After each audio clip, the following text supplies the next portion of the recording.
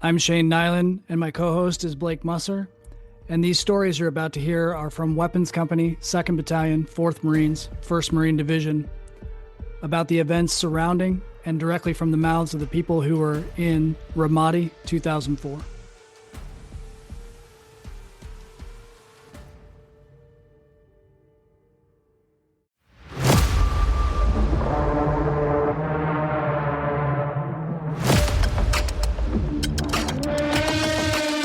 This is Constant Combat, and this is part 2 of 2 with Justin Stadelman.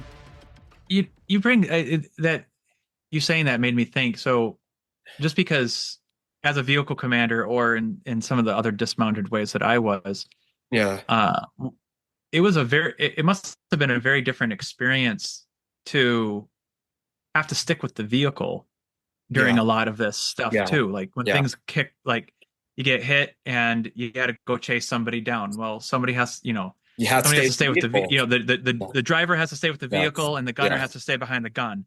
And so a lot of times it was like when we're talking about doing, hey, we're going to do this giant like bug hunt or cordon searches off huge areas, and we're pulling outside security, and guess who has to stay with it? While other guys are going to like door to door. So I'm staying with the Humvee, and it was almost like 9% boredom. You're staying out there. You have to stay awake. You can't just doze off. That's not happening. So it's like that was the struggle too. It's like stay awake, and it's the heat too. That's what got caught. Hurt a lot of guys with the heat. I mean, there's a. I think I found a photo. I can't find it. If I can find it, there's a photo of us sitting while Contreras is giving somebody an IV. Somebody had taken that photo, right? Oh, yeah. You're in it, Blake, right? Our shenanigans that went in our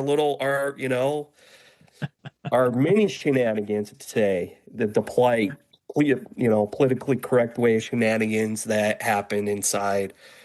But we got it. Staying with the Humvee, it was like, we're doing these nighttime ops, or we're going inside these houses. I had to stay with the Humvee. I wasn't privy to what was going on. I remember. And so how many people stayed with you with the truck? Because I think we had a different structure than you, because I mean, as 81s, you probably did not train, prep, and plan to operate out of vehicles all the time. No. And since I was CAT prior to being MAP, the Humvee was my mansion. That's where I lived my entire Marine Corps career. I can tell you the best way to sleep in a Humvee still, because I lived in the damn thing. Yeah, that was like, for Blake can contest to this. I mean, the only time we really used Humvees, we were going out, we'd go out to only time we would take the Humvees out would going up to the mortar ranges, or going up to the X, Y, and Z, or driving somewhere else. But it wasn't like you, where you lived because you were a tow gunner, right? Yes.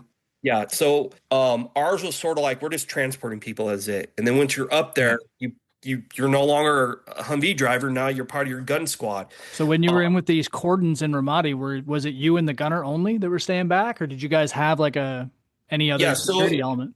The gunner, me, and whoever the vehicle commander was, that was it. And that's who stayed back. And that's not too bad. That's 3 people at least. Yeah. And that's pretty much what it was. It was like, especially during the day, it wasn't so bad. But the night one's a little tougher, because it's like we're waking up at 1:00 a.m. to go. Yeah. I remember trying to chase down Zarqawi. That was a big thing out there. I remember, I think early on we did Oliver North was driving around with us. We did I tell people that in a truck. I remember us doing something for Delta Force, those guys. I remember they come inside, you got these 2 bearded guys with wearing jump boot, hiking boots. Like, who the heck are these guys? And doing stuff for them, and then staying out there while they went and had their snitch, and say, hey, these are the guys, and they bring them back, and that staying out there. I'm staying with the Humvee, or ramming my Humvee through somebody's front gate was a fun one too. And hopefully pulling I remember. Do you remember which op that was that you rammed through the gate? Because now you've named 3, and I know which 3 those are. I don't remember. I just remember taking part of the Humvee off, not part, good some of the, and then driving through it, and then pulling it back so everybody can kind of almost using the Humvee front grill as a claw. claw, right? And then pull up I forgot about that. Getting close enough to where you're hopefully not messing up the Humvee too much, and then getting over the walls and staying out there. And that was my life for towards the end, you know. And that was my whole life, was being a Humvee driver, you know. Yeah, most of the Delta missions were in July. And I don't know if you remember July 4th specifically, but the Delta had that little tiny section that was their base on right across on Blue Diamond, and so we could see where they were at across the Euphrates. And they decided to go out and fire off like a million different colored flares. That was their fireworks, which was hilarious. But we looked through the sights, and it was those three Delta guys, and it was the same guys, the hiking boots and beards. And I remember, I think it was Neil and who was the other guy from the other sergeant, and they went out with Sakaki. Sakaki, going out with Green Berets out there, Special Forces doing. Yeah, and then the Zerkawi missions were that was Operation Traveler. And Operation Traveler was August 1st through the 3rd, more or less. Yeah. I mean, it was in 3 different phases, so I don't know which phase specifically. I just remember, getting briefed like, this is what you guys are doing. You're going to stand in this corner and that's all you're doing. And like, oh, you're there. Right? Yeah. It's like, hey, Sarkawi's mom is over here. We're going to go talk to her. It's like, and Blake, again, he can contest. It's like, they tell us, go sit in this corner, and that's what we would do. And most of the time, we would go sit in this corner while everybody else went in these houses talking to people. We're like, all right. And all of a sudden, they're like, hey, we're done. We're going back to Hurricane Point. And we just go back to Hurricane Point. It's a good chunk. And it's like, looking back, especially me, I look back at the time going, man, at the time, it was like, man, this is like never going to end. And then when you look at it years later, I'm like, that was such a very short period of time, especially in my life. You don't want to try to over relive it too much, but you talk about it. You don't want to make it I don't make it my whole life, and a lot of guys do. They make it their whole life. My father-in-law, he was in Vietnam. He was a Green Beret in Vietnam, and I've talked to him about his experience, and it is like, it's very stark contrast between Vietnam and what he went through. I'm like, man, that's kind of like this urban warfare that I think we kind of trained for it. I don't think we kind of quite knew we were getting ourselves into, but no, I think in 2004, specifically General Mattis, to my understanding of all the details that came out later, and reading all the different books and the different military publications, General Mattis considered 2-4 as one of the first units that was going back after the initial taking of Baghdad and taking of objectives. Yeah. And they didn't know what to train us for, because they didn't know what we were going to be doing. And you probably remember this from the March Air Force Base training, is that we were supposed to be doing security and stability operations. Yeah. We were supposed to be helping to bolster up the hospitals and the schools. Yeah. And get the Iraqi police to stand up and hand out soccer balls and candy. Yeah. And it was a bunch of public relations type thing. We initially, our thought was that we were going to roll through the town with no doors on our Humvees and look at people and wave. Yeah. And that's vastly different from what we did. I think we ended up inventing a lot of that stuff on the fly. Oh yeah. And I think we did that a little bit, right? Some handing out candy. Of course. Yeah. And then like that book described a little bit was like, they're going to test us. Cause I think some of the beginning was it like, they didn't think much of the army that was there. Right. Because the Army, I think, were just staying away from from what I remember when I first got to Ramadi, taking a drive around with one of the 82nd Airborne guys that were driving real quick through it, and says, you guys should stay outside of here. Right. And they thought we were crazy driving through the middle of Ramadi and doing all this stuff. Like, what are you guys going to do? Very different. Yeah, very different mission for sure. And it's like, that's what's going to happen, whether we liked it or not. I mean, that's just the way it was. Did you have much interaction with the Iraqis at all? I mean, a little bit. You spent a lot of time at the government center. I know I did too. Yeah. I mean, Blake and, dealing with some of the Iraqi, like, policemen too. I remember one night we were standing at the government center because it supposedly heard that somebody was going to attack it. It was always the Mujahideen or some offshoot. I don't know. But there was always a new enemy for sure. Yeah, a new enemy, right? Some sort of secret like Syrian sniper team who was I don't know, right? Yep. There was the Syrian sniper team. There was the Chechen explosive experts who were coming into town. We got different intel, I swear, every other week. Anyway, you were at the government center? Yeah, so I remember Blake having a conversation with trying to have a conversation with this Iraqi policeman. He was asking him like, "Hey, you going to come back to Ramadi?" And Blake's like, "I don't know about that," right? He's showing him. I think you remember that, right? Having a conversation. I was standing right there when you were having a conversation, like with this guy, this Iraqi policeman. I don't know who he was. He might have been a commander. I don't know. He was the commander. Yeah. Yeah. He's like, "Hey, you going to come back?" You're like, "Sure. Yeah, I'll come back." It's like, I'm never coming back. No, he was trying to have me come back and like stay with him. He was like, he's like, you're a nice guy. You should come back. You can stay with me. You can stay with me. I'll show you all the sites. And I was like, okay. Yeah. I remember that. Well, yeah. He's never coming back. Good luck on that one. But, yeah. And that, and it was like just kind of interacting with, that's, I think, mostly interaction, some of these early morning, like, when I was allowed, not by the Humvee, kind of had off to the side and sitting on some of these like sections and like checking vehicles and like, hopefully, and checking hoods and, I forgot about those checkpoints. Yeah.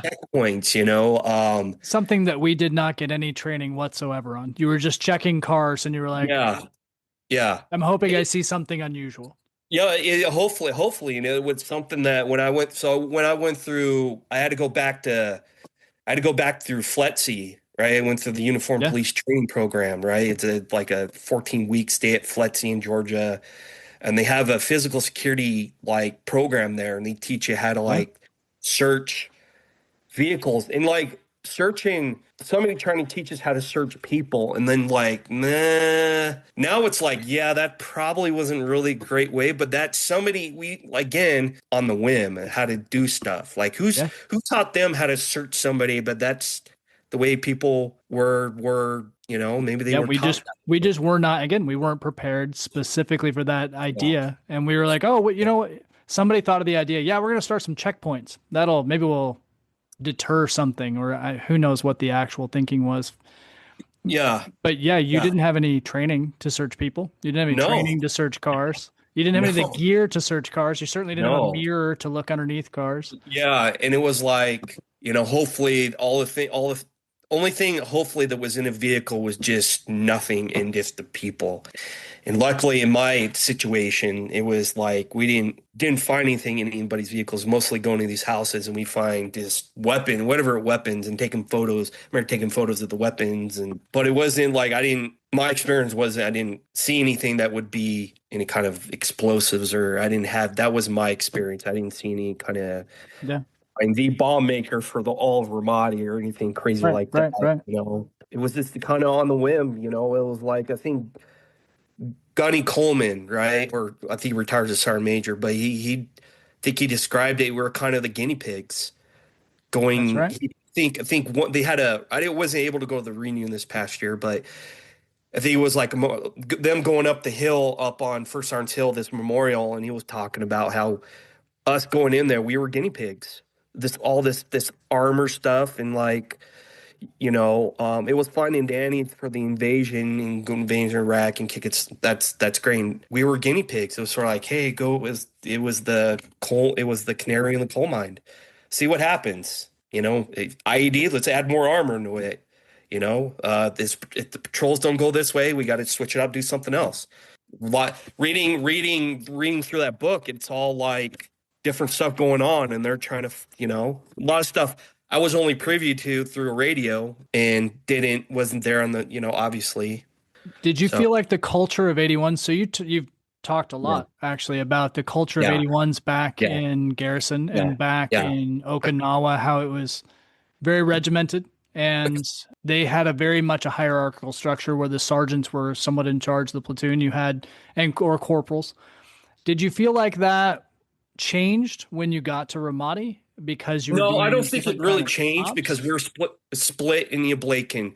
We were split into two sections. You had, Right. I think, were we a second section? I can't remember. And there was first. Well, you guys were called Sledgehammer and Rainmaker. That's what I remember. Yeah, we were Sledgehammer, right? You were I don't know Sledgehammer. who came up with Sledgehammer, but sure. I mean, I believe that was back to dropping mortars, right? That was the idea. So, especially with 81s, right? I mean, when I first corporals were like the people. They were the gods, right? Especially in the grunts. And then sergeants, like, you're not telling a sergeant anything. And you the staff sergeant, psh. And I think it really helped the preparation and the time we're in Ramadi is that, like, how strict they were in regiment, how Esquivel was. Esquivel was definitely in our faces all the time. But Esquivel ended up being our platoon sergeant while we were there functionally with. Yeah. I remember when we dropped in, when we finally got to 2-4, it was Pion and another staff sergeant, right? Yeah. That's an interesting point about the structure of your platoons also when we were in Ramadi is that you had a gunnery. He started as a staff sergeant, although was he a gunnery sergeant by the time you hit Ramadi? No, he picked up there. Yeah, he got meritorious gunny, and now looked him up. Now he's like the senior enlisted personnel for the Indo-Pacific region of the Marine Corps. Yeah, he's definitely high up in headquarters command. Yeah, and so having a gunnery sergeant, eventually a gunnery sergeant, being your platoon commander is unusual. And then having a sergeant functionally being a platoon sergeant, although Esquivel had some years under his belt. Yeah, he had a lot of. Still unusual to be platoon sergeant, that we did not have an officer for every platoon commander billet. It kind of reminds me of the character in Band of Brothers, the Captain Sobel. David Schwimmer's character, Captain Sobel. Yeah. Right? Captain Sobel was 81s, right? Yeah. You hated it at the time. You did stuff, you don't understand why you're doing it. You hated a lot of them, but you understand why it was. And I think it really helped us out in the long run because it kept us together. It made us run smoothly, and it got us out, for the most part, in one piece. Yeah. As a whole, and Blake can contest to that, and it was not ever dysfunctional. That's good. It's good that you found it useful. We had, and do you think looking at our time, like actually while we were in Iraq in relationship to the other platoons, did you think that we ran differently than the MAP platoons? Yes, from my perspective, I don't know how Shane, but.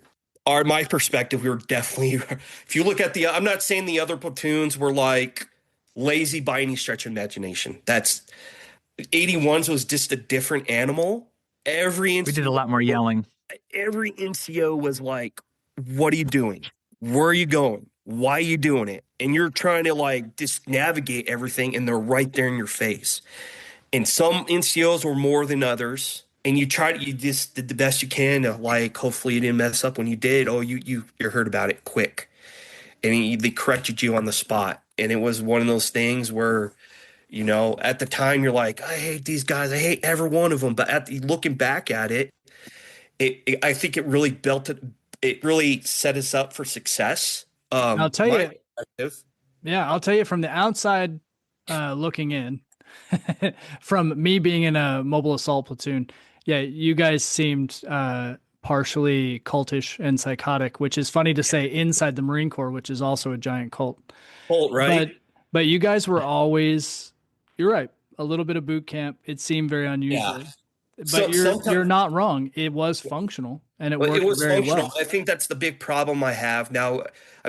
Now I think we're past what 24 years past when we've all first went to boot camp, right? And 20 years since we've all been out of active duty. So now it's like, when you guys were in Ramadi, how was your setup in the hooch? Did you guys have NCOs on one side? Yes. And then, so did you have bunk racks, or did you have individual racks, or did you guys, I literally never went in there. You guys are retarded and scare me. Yeah.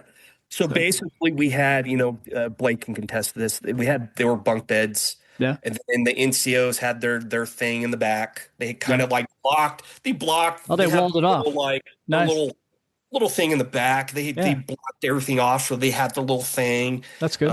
Who'd you bunk with? Who was Hanson? If you remember. Hanson. Oh yeah. I haven't talked to Hanson. Hanson was my bunkmate. Who else did you have around you? Blake was next to me. Blake knows. He was an older guy he was like 26, 27 already. You think back then that was ancient for ancient. Now it's like we're all like mid 40s, push, yes, 40s. I'm almost mid 40s. It's like that late 20s. It was like, who was that?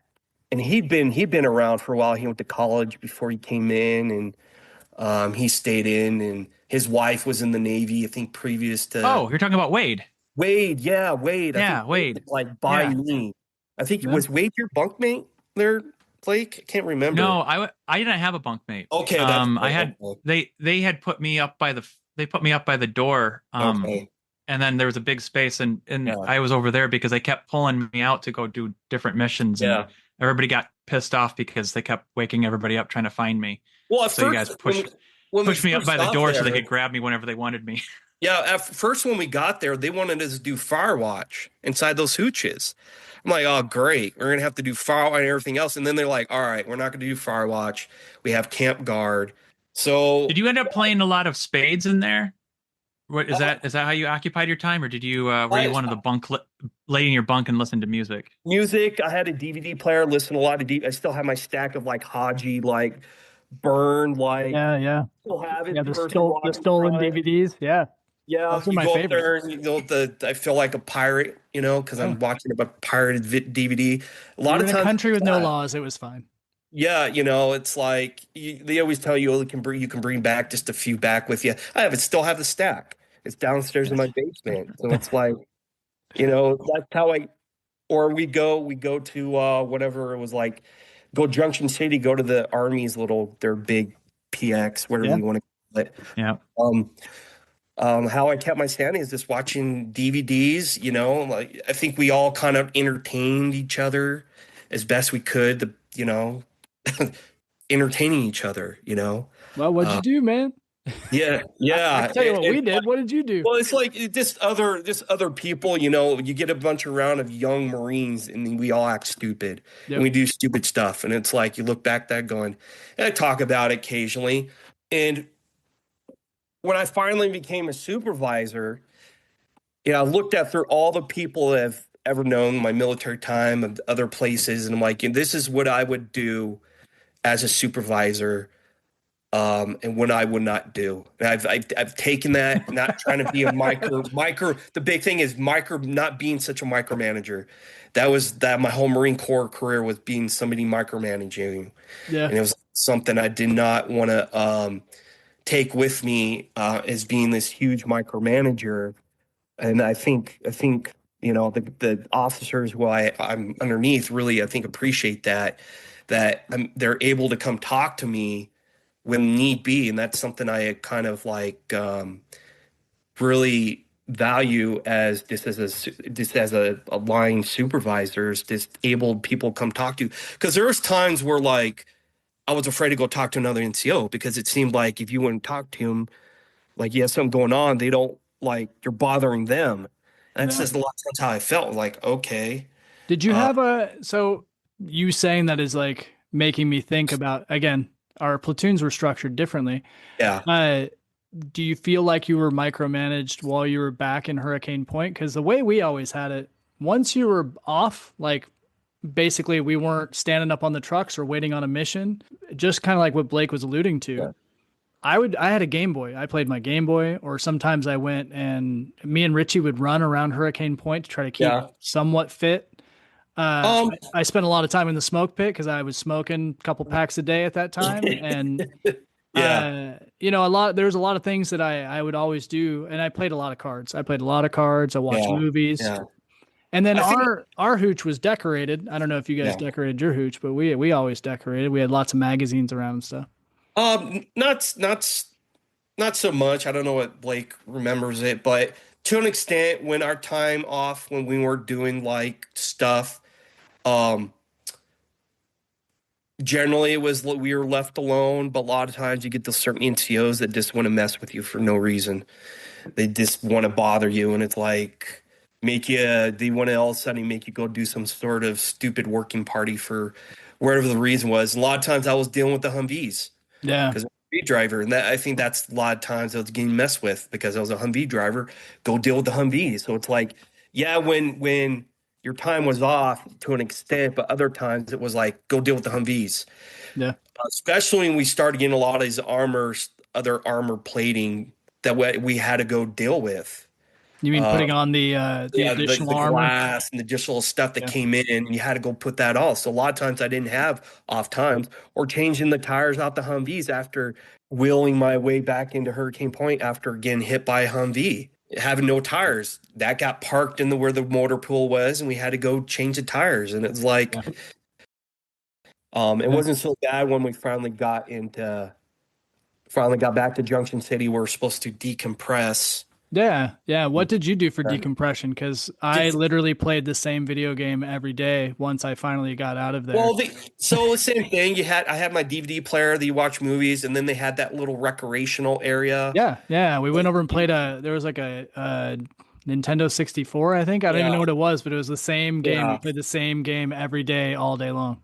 Yeah, and it was you had to stand there, like they made a lot of us stand this like you had to stand at the front desk with somebody from the Army. I think it was like the 1st Marine Division or 1st Army Division. Yeah, 1st Armored Division. Yeah, 1st ID was there when we were there. Yeah. So you had to stand. So they made a lot of us do that, was just standing, like you had to do this duty. It's like that's another reason why. No, I didn't remember you guys standing duty. When did you stand duty? When we finally got to Junction City, and you had to they had that little rec area, and one of us had to be in there with they made us stand there next to whoever the Army, and you had to like hand out whatever it was. And I don't remember. Well, see, I think so. This is one of those things that's different. I think that we stayed behind for the left seat, right seats to hand off to 2-5. Oh, that's right. Yeah. And these guys went into those CB huts that the CBs built. Yes. And so they probably had to do, what you're describing. Yeah. You had to stand in the NWR tent. Yeah. And I just remember taking like a couple showers. I remember I took like 3 showers a day for my decompression time. Like Were you not taking a real shower in I remember 7 months. He got hit, and then he came into Junction City because that's where I think that's where everybody went into. That was being flighted out was from Junction City. I remember him coming in there, he'd being injured and coming in with his hurt leg. And then I don't think he got flown out right away. I think he was hanging out there for a minute. And I remember seeing him on crutches, walking, crunching around. Diaz. Yep. I tell people the story about how we left from March Air Force Base on the C-130s, losing oil engine pressure, and they ended up landing in McGuire Air Force Base for a week. Yep. And hanging out in that little Air Force and then I tell people this, going to talking about eating at the Air Force Chow Hall and hanging out in that little terminal area. And the Air Force Chow Hall was the best chow hall I had ever been to. Well, at that point, that was like going to Red Lobster. Yeah. I remember trying to pick up our trays, put them away, and they're telling us, don't touch them. We're like, okay. And then remember that last day that we're like, okay, we're done hanging out in the little terminal. We got everybody rooms. Everybody's getting ready to get settled. And then that same night, hey, they got the plane fixed. We're going to Kuwait.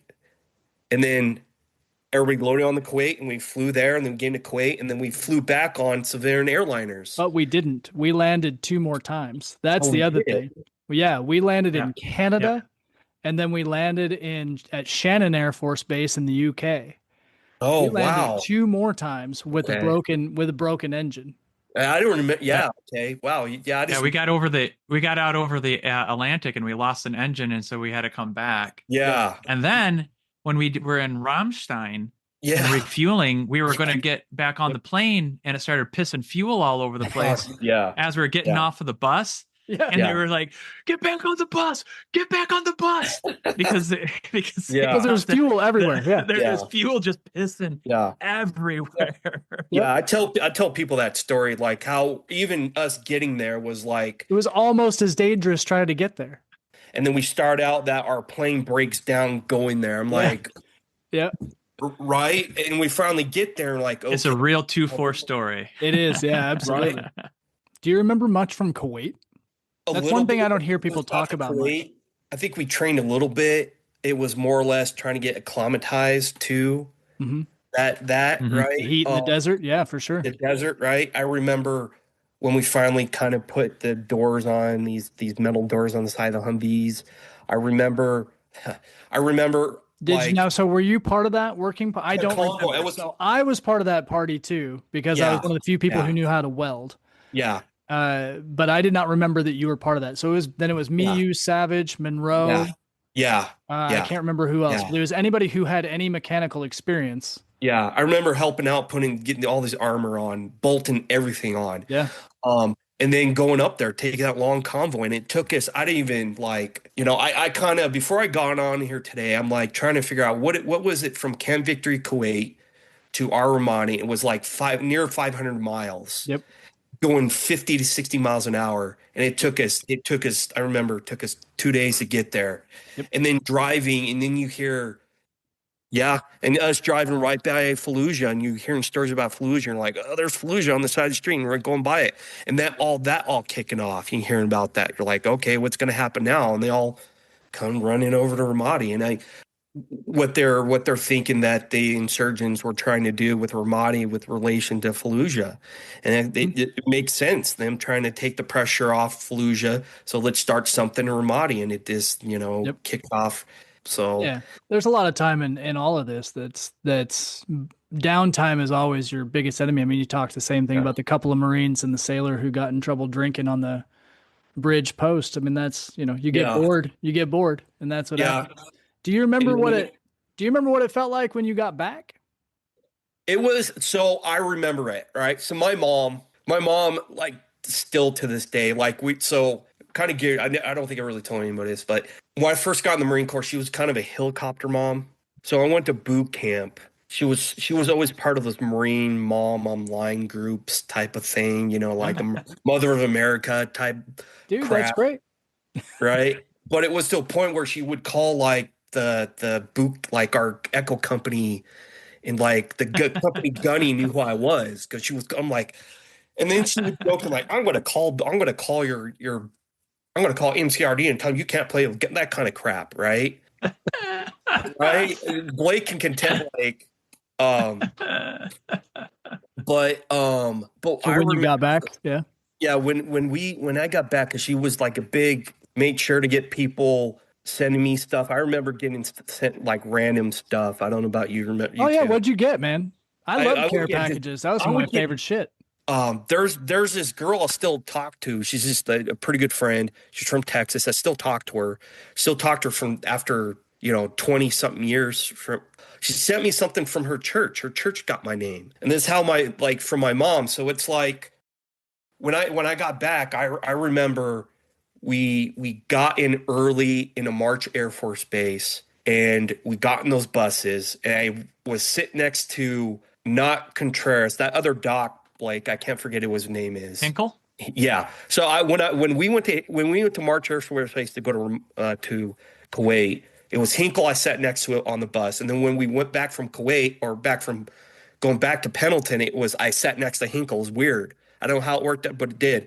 When we finally got back, it was sort of like, it was kind of surreal, even the fact that like we're like not over there. And then I remember we went and like I remember driving on, I think it was like whatever, the I-5 next to Pendleton there. Mm-hmm. Is that the I-5 or I-50? One of those. I-5? Like going somewhere in a Denny somewhere, driving on that road for the first time. And it was such a surreal moment. And it was like, to this day, I like seeing abandoned like vehicles on the side of the road makes me like squirmish just a little bit. Yeah, absolutely. Yeah. That's going there, it was like surreal, and it was like sitting at Danny's going, are we done? You know, right? That was kind of. I mean, realistically, you were by the time you were sitting in that Denny's, you were probably 12 days out of combat, maybe. Maybe. Like that's not a decompression period. I don't think people really understood than they did now, especially with Wounded Warrior, all these different veteran organizations that they did back then. It was sort of like we came home, people were like, "Yay, you went over there, great." Well, I mean, the huge difference between the push and then what we experienced in 2004, there were not significant casualties during the push. There were casualties, of course, and I don't want to minimize anybody who got wounded. No, absolutely not. But 2004 was a vastly different animal, just between all of the Anbar province, but especially Ramadi. And again, this particular deployment with 2-4 is the most number of casualties in a single deployment in the global war on terror, period. But also specifically for the Marine Corps. I was, so it's unusual. And then when I went to DC, I was able to go to Arlington National Cemetery right after we had gotten back, and was able to go see Savage's grave. That's the person I was looking for. And then I don't know if you guys remember those I think those portraits that they had at the Arlington National Cemetery back then. I gave up remember the honor, courage, commitment cards that we all had. I left it there at Arlington National Cemetery with everybody else. So it was very, we're living a lot of stuff. It's been very surreal. 2016, I had leave on the books from when I was working at the Bureau of Prisons, and we're looking around trying to figure out where we wanted to go on vacation. And I think we finally hey, let's go to San Diego. So we stayed on Coronado Island, which when we were at Pendleton, I never went even on that island. We stayed on Coronado Island for a week, but I was able to meet Rick White, right? And that's someone I've had contact with. Was able to go back on to Pendleton, which was weird to begin with. After all the years of being on there, it felt just weird. Like I was looking around, are they going to tell me to go be on a working party or something? It was weird. And it was it had to be on a Sunday too that we came in and find in San Diego. But I was able to go to that 5th Marine memorial that's right by the PS there and see it and seeing a lot of that's at San Mateo and seeing a lot of those guys. I think it's best to talk about it. Everybody has their own experience. I had my own experience. Whatever we thought about each other during that time as individuals, but we all went through all that, especially, in that book, they talk about a lot of the Marines that just got picked up right after we got back from Okinawa. Right. But there wasn't, I don't know how much more talks about the Marines that went through Okinawa through the whole Ramadi thing. No, I agree. I think that's a good point and a big blind spot. And Blake has a lot of thoughts about that too. Right. I think they talk about that. It's they don't. I think that's kind of like what the heck? Why? I understand that you're talking about a lot of Marines that were picked up, but you didn't talk so far. I haven't talked too much about the Marines that we were all together through the whole freaking beginning of this whole global war on terrorism thing, from the very beginning. Very, Blake, if you want to talk about that. Well, the only thing that I would interject is that, I've brought this up several times to Shane, and I'm sure he's tired of it by now, but that there's that it is, I don't think it's possible to be able to talk about it unless you had that as your lived experience. It's such a wildly unique situation that there's only a few of us that can actually speak directly to the uniqueness and the amount of kismet that had to happen for all of these things, and how absolutely unique that very specific period of 2001 to 2005, 2nd Battalion, 4th Marines is an insanely unique time period and it's historical. And that's not just because I lived it and that's not just bravado. It's quite seriously, we saw the new shaping. We helped shape the new Marine Corps. Oh, absolutely. And it's wild to think about when you start breaking down all of the elements that, you've brought up quite a few of them too. And there's even more we could add. Yeah. It's like, when the new digital uniforms came out, I remember we're in Okinawa when all came back. And it's like, I'm still pissed about the fact that they made me buy all those goddamn new digital ones because we were going to be out in like 4 months. We needed to buy two. Anyways, I'm still bullshit. Yeah, I had to spend like almost it was like $1,000 before I got out for I still have brand new digitals. You mean your $150 a year uniform allowance didn't cover the $2,000 to $3,000 worth of uniforms you were required to buy every year? So bullshit. Now, do you find because of this unique time period, and I'm only saying this because I find it this way, I have not really been able to talk to most people about our experiences in depth, at least not specifically surrounding Ramadi, because I don't think other people would understand. And that's even including other vets. Now, you've had a ton of experience with other vets with your reserve unit, and then probably also being a law enforcement officer and working in federal service. You're rubbing up against vets probably from every branch of service. Oh, absolutely. Do you feel like it's hard to interface with them? Because I have that in a specific capacity. There's some vets it's been okay with, but most I cannot. Some there's another sergeant. Again, I'm the newest sergeant. I've been a sergeant for about a year. The sergeant that's just above me. He's been a sergeant for a couple of years. We talk about Ramadi. His time, which was really funny, he spent most of his time in South Korea, right?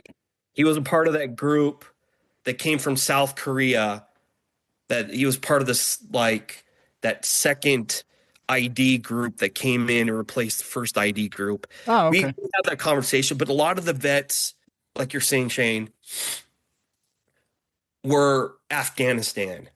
Right. Yep. I think at first we thought maybe we're going to Afghanistan, right? Us going to Bridgeport, like maybe that was the point of the mountain warfare training package, was potentially to be going to Afghanistan. I thought we were going to Afghanistan and Iraq, personally, and then they said we're going to So a lot of like military personnel, vets I've talked to, a lot of them are Afghanistan, so it's hard to like relate, right? And then there's a few that were in Iraq, but weren't like they're in like Najjar, I think that's our Najaf or something like that.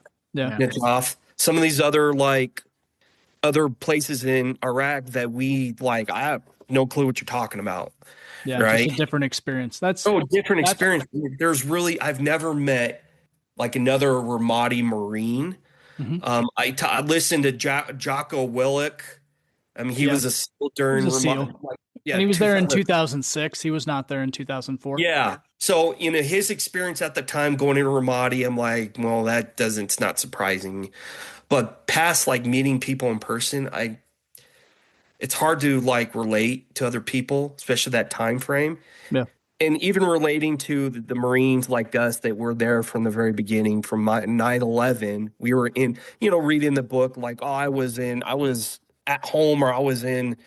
Everybody has their own reasons. I have family research in my family history. I got family who fought back all the way to the Civil War, Civil War and Revolutionary War. I got family members, every part of the branch of the military, all kinds of wars. I joined the military because I wanted to join the military. And a lot of guys join the military because of a certain war. And I think we're part of that generation because we wanted to join the military. Yeah. Nothing was going on. We wanted to be there. I'm not going to downplay why they wanted to join, but I think we were just a part of like. It's a very different mindset.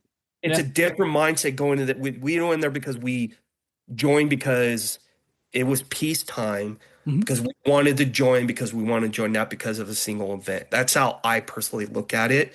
It's admirable people want to join after 9/11 or join because X, Y, and Z because of what's going on. I think we joined because we wanted to join. We were going to join the military. And that's how I look at it, because I wanted to join the military, and those events happened to happen. You know, we kind of fell into history, right? It was peacetime when we graduated boot camp and infantry school. So yeah, I know. It's like you look at, you know, these people, a lot of the Marines and people, like looking at people's ribbons, even when we're graduating, like we didn't have anything because there's nothing going on. There was no National Defense Service. Yeah, you didn't get your automatic National Defense ribbon because the Fire Watch ribbon, right? Yeah, you know. And then it's now, you know, if you didn't go to combat, and one guy was like, "You didn't go to combat, you're not a vet." It's like, what would you be saying if 9/11 never happened, all this stuff never happened? Would you be in the same spot as in the military? Yeah. Unfortunately, we wouldn't be in the same spot. Very much so. We've gone to other places, but you know, I think a lot of people anchor themselves too much into what went on, right? You didn't do X, Y, and Z, and they look at their ribbon stack. Well, I mean, the Marines, our senior Marines, they're peacetime Marines, and they got out. I remember back from Okinawa, we went on that leave for a month. It was like, poof, everybody, they're gone. We came back, and life went on, you know? It was just a different time. And it's like, now it's starting to wind down kind of way it used to be. I'm going to drag you back to Ramadi, because I only have one real memory with you. Sure. Specifically. Sure. And I'll set the stage for you a little bit. Okay. So May 12th was when Savage was killed. Yeah. And not too long after that, and this memory could be wrong because of the way memory works, but I remember seeing you standing on the road right after the engineers got killed on that IED on the dam. Oh, yeah. Were you out there for that? Is that memory correct, or am I wrong? I'm trying to jar my memory, because that actually, I think we were out there, but I didn't see them get hit with the IED. I was out there when the blast happened. Yeah. I remember hearing the blast because we're out there doing security for the engineers, and they're clearing that dam.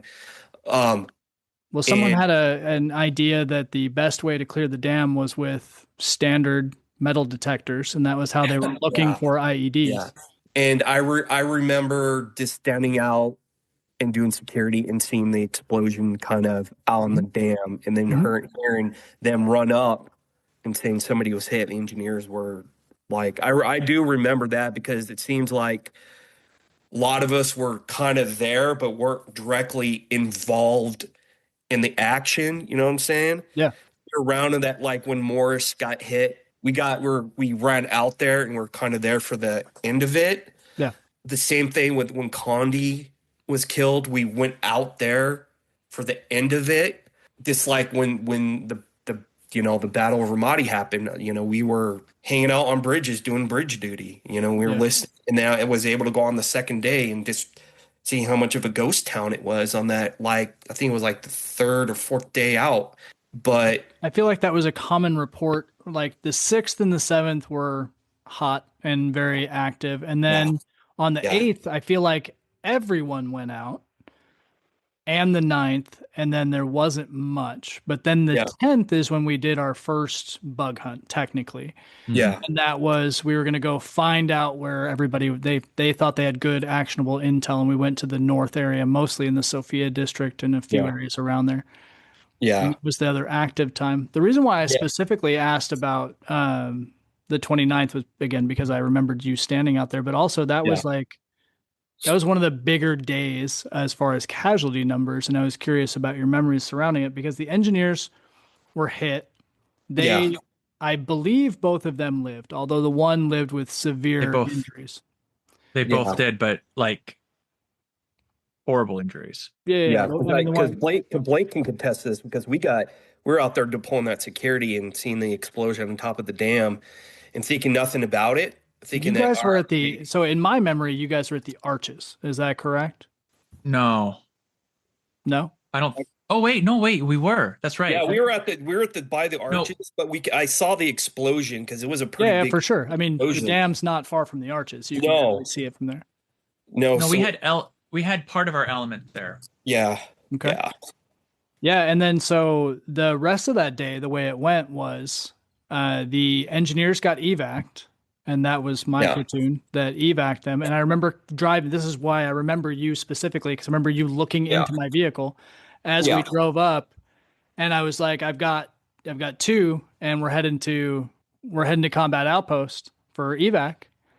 And we drove by, and there was that vehicle that it was like a station wagon that was down on the side of the road, and we drove way away from it. And that vehicle ended up being a VBIED, and that was the one that hit the Echo reinforcement highback that came out later. And that was like the highest number of casualties in a single day. Where I don't know how many guys died from that highback, but it was quite a few.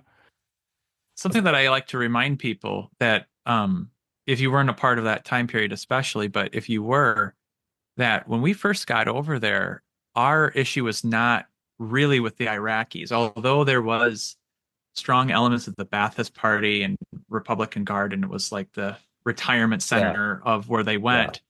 The real people that were dealing with this, if you remember the term Iraqi, which translated to the foreigner, and what we were dealing with in that first, at least until June, was foreign fighters coming from Syria, Iran, and other places, and they were kidnapping Iraqi citizens, like family members, and then making the men go ambush us or set an IED or whatever. Yeah, and I do tell people that. I would say it wasn't so much the locals.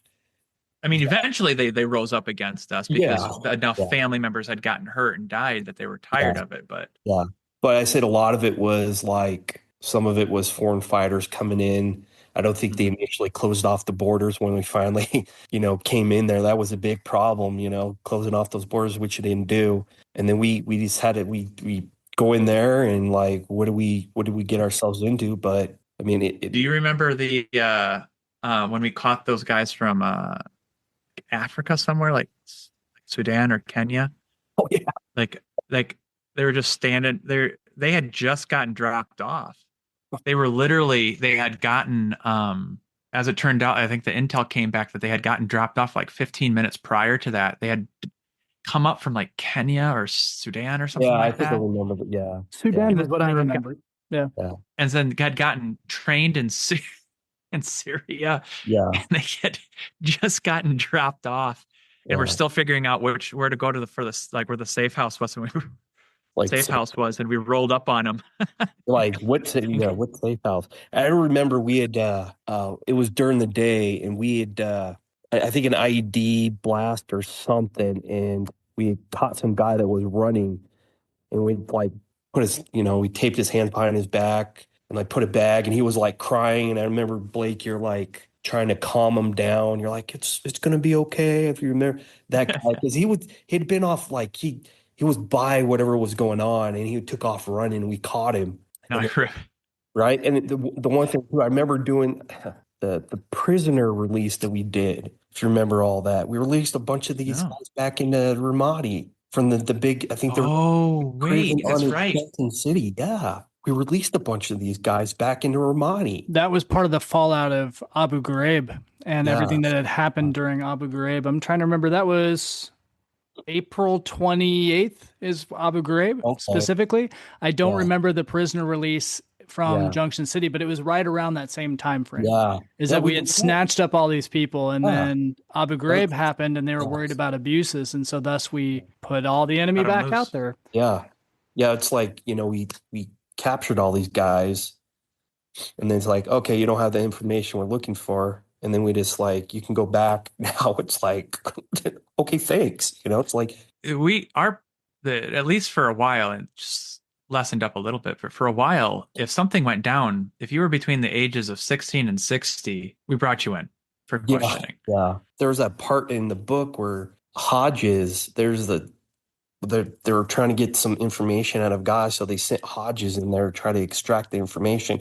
And the guy was trying to get him to say he's some big, bad, scary individual. I'm like, Hodges wasn't that. that freaking scary. I mean, really, Hodges up pretty good. I'm like, come on, Hodges was not that freaking. Hodges had a mouth, but he wasn't that big. But he trying to extract information from these guys.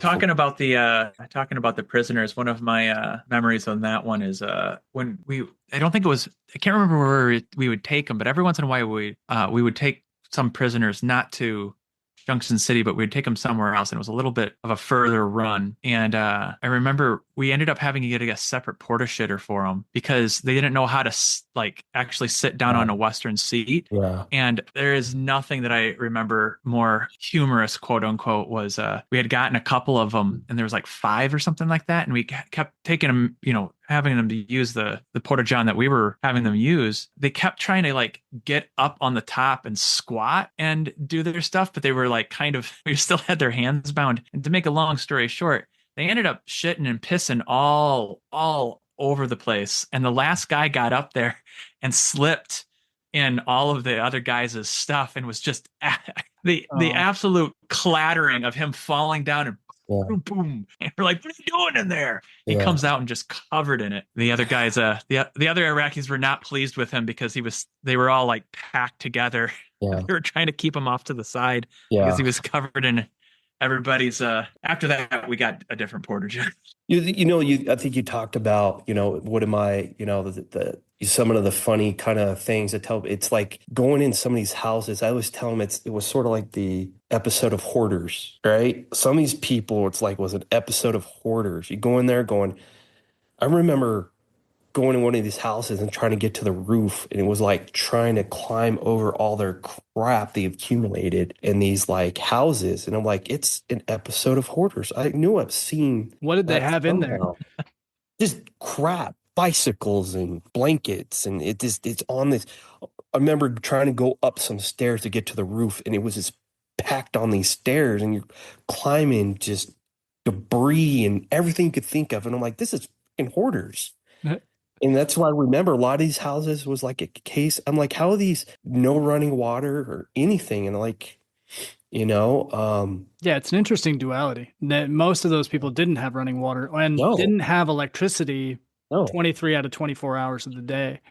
No, it's like, or a TV or a radio, but then they would have, like you said, 20 bicycles or whatever else. What's funny is, especially where headquarters was at, I don't remember, was that one of Saddam's generals that his house? That No, it was the guest palace. Guest palace. Yep.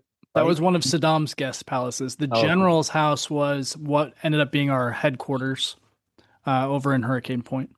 Oh, okay. That thing, it just stark contrast of how those people lived and how he lived. And I remember coming back and being, I don't know how you guys feel, but it's like, was it worth, after 20 something years, was it worth that we went over there to do all that?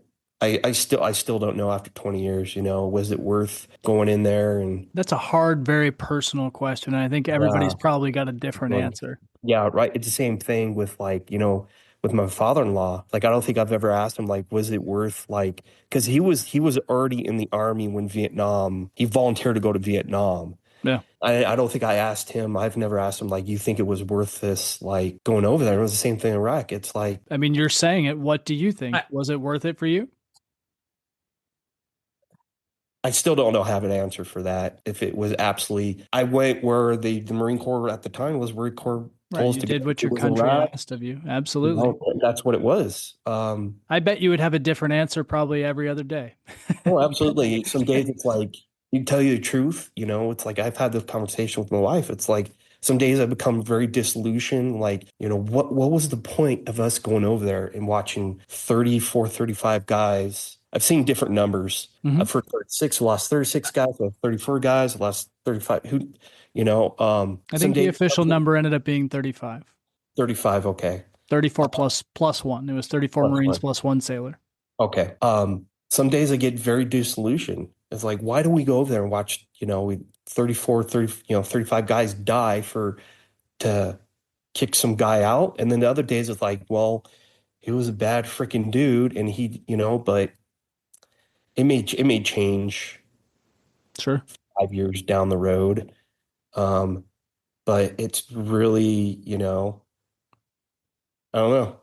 Something I've heard people say, and I'll keep my opinion out of it because that's not the point of this recording or this podcast. Yeah. But something I've heard people say is that the things that you did specifically had more to do with who you were with versus, I did not think about the overarching politics in 2004, nor did I think about the state of Iraq and the world. Now, I may think about that now because I'm 46 years old, but I certainly didn't think about it at 25. Yeah. Yeah. And that was, that's exactly right. I agree with that one. That's, you cared about who you're with, your buddy, who you had, you had their back, they had your back, that you didn't care about the politics of what Iraq was. You care about the mission you had at hand, what needed to be accomplished. And that was it. As we all gotten older, I think you probably maybe care about a little bit more down the road, but yeah, I could have care less about what the politics were.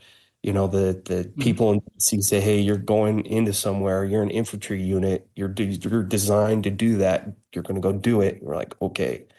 Yeah, I don't think we, since because we got stuck in Okinawa, cared where we had to go. No, you were ready by that point. You were tired of being on the bench. Yeah. I always joke, like, I wish we could have invaded somewhere nice like Switzerland or Sweden or like something jokingly like that. At that point, I said I didn't care where we went. Do you still keep up with anybody from Ramadi? Not too much. I mean, I talk to you once in a while, right? Through Facebook. Not too much. I mean, I'll talk to Rick a little bit, but he didn't go to Ramadi, but yeah, but he was with you prior. Yeah. Oh yeah. I mean, good chunk. I think we all know Rick White. But previous to that, I don't really. I mean, I understand why you're doing this podcast because it's like anything else. It's a very dwindling herd. We all kind of disappear. Well, either by natural methods or, I mean, in your case, we could have lost you in this. We could have lost this story easily due to your cancer. Yeah. Luckily, you caught it early. But there's plenty of people who've gotten sick. There's plenty of people who have had their struggles and end up losing to that. Yep. And there's people who are just heart disease and old age and every other thing in the world. It's one of those things, and it's like, like Richard Stayskull. We were in boot camp with him. Yeah. We went to boot camp with the guy. Like, that's freaking crazy. And then, he ended up going to stay. Ended up getting injured and then finding out that he got out and came Army Special Forces, and then he found out that he had lung cancer, and it's like you just never know, and it's like. And now he has a national act and law named after him, the Stayskull Act. Yeah, so it's like you never know now who is. I hate to say, we're getting all to those age where it's like it's going to be a while before the World War I vets, there's no one left, but as it'll come up sooner than you know. Yeah. That's exactly what we're trying to do here is everybody's got a little bit of a story. You've helped jog my memory on a couple of things that I had completely forgotten about. Yeah. And so. I mean, it's luckily I've been, especially with the Mint, it's heavy veteran. Heavy. Of course. Yeah. I think last year they did a veterans video thing, all the veterans for Veterans Day, and you talk about your experience, and would you, it's one of those things where I'm like, would I have joined and done this thing all over again? Probably. It's one of those things I told my wife today. It's something jogged my memory, is that when you and me were going through boot camp, we had this funny little competition going on. Who we both, I think, were like, we're going to go be snipers, right? Remember that kind of thing? I think both. I didn't do very well on the range. I'm like, well, that's not going to work out, right? So it's like that kind of thing. And it's like, I'd probably do it over again if I had told my 19, 18, 20-year-old self, hey, because I would have never had the same experience that I do now. That's awesome, man. Yeah. Well, thank you for sharing everything.